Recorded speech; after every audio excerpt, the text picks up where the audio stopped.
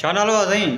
ख़ैर मोहम्मद। छा मसइलो थियो आहे? मसइलो इहो भाऊ मां केतिरे अरसे खां वठी पंहिंजे भाउ भेणनि जे ख़िलाफ़ु ऐं मोहम्मद ख़ान पिताबी आशिक़ जे ख़िलाफ़ु एहतिजाज करे चुको आहियां, एहतिजाज कंदो थो अचां।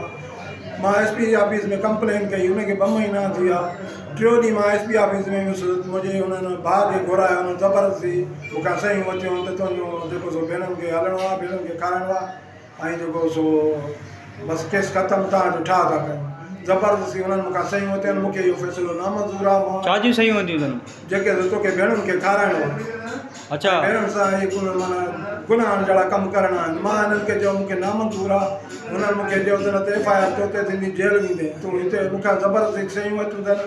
जेको फ़ैसिलो मूंखे नामंज़ूर आहे। मां पंहिंजे बचड़नि जे, पंहिंजी घरवारी जे लाइ इंसाफ़ जी घुर थो कयां त मुंहिंजो पघारनि पेंशन में मुंहिंजी घरवारी, मुंहिंजे बचनि जो हक़ आहे। मुंहिंजी ज़िंदगी ज़हर कई वई आहे। तुंहिंजी घरवारी मारींदासीं, तुंहिंजा बचा मारींदासीं। केरु थो चए उहो? मुंहिंजो इहो मोहम्मद ख़ान पिताबी, गुलाम मोहम्मद पिताबी, आसिफ़ पिताबी। उहो छा थियनि? जी गुलाम मोहम्मद भाउ आहे, मोहम्मद ख़ान पिताबी मुंहिंजो माइट आहे, आसिफ़ पिताबी सौट आहे। जेके वक़्तनि मूंखे तंग कंदा रहनि था, अधु राति जो प्लाट ते अची धमकियूं था ॾियनि त इहो प्लाट छॾे वञ, न त तूं बचा माराईंदे।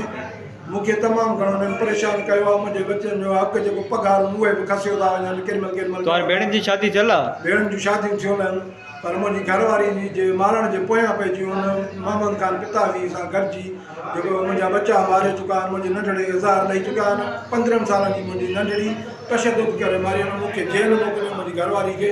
मां केतिरे अरसे खां पुकारींदो रहां थो, अॼु ॾींहुं ताईं मूंखे इंसाफ़ न मिलियो आहे। छा मुतालबो कंदव? जी छा मुतालबो कंदव?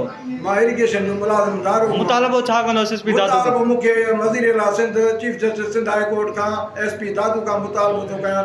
MP पीर मुजीबुल खे अर्ज़ु थो कयां मुंहिंजे बचड़नि, मुंहिंजी घरवारी सां मूंसां इंसाफ़ कयो वञे। इन्हनि माण्हुनि मां मुंहिंजी जान हाजी कराई वञे।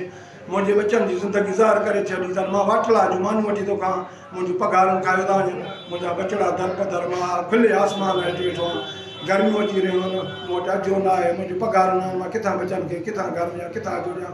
हीअ माण्हू मूंखे तंग कंदा रहनि था, चवंदा पघारूं भेणुनि खे ॾियणियूं अथई, तोखे भेणुनि सां हलणो आहे, तूं घर छॾे वञी दादू छॾे ॻोठ वे।